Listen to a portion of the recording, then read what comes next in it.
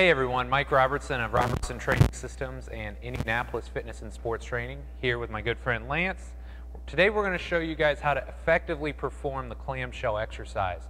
Unfortunately, it's a great exercise that a lot of people tend to butcher. They can't seem to do it correctly. They have these preconceived notions of how much range of motion they should have or where they should be getting the movement.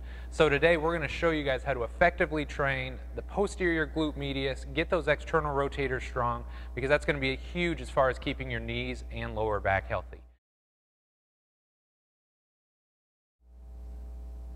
Okay, to set up for the clamshell, what I'm going to have Lance do is lay on his side with his hips and knees slightly flexed. Once he's kind of mastered this basic position, he can obviously either scoot his knees up more or even extend his hips more to train a little bit different angles and just kind of get all the different fibers developed of that glute medius and external rotators. Once he's set up, I'm going to have him roll his top hip slightly towards the ground. When he does that, it's going to help him focus on moving only through the hip versus using his lumbar spine.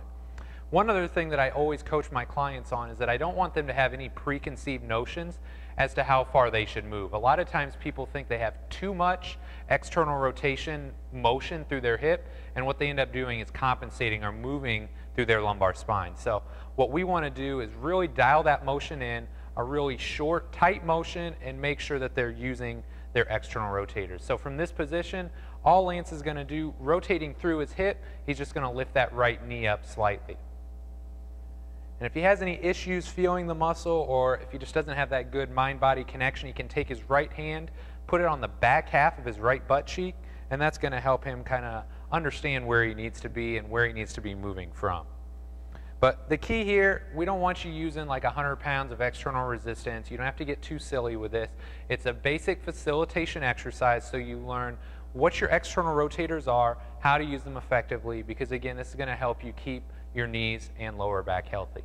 So this is Mike Robertson and Lance Goyke signing off.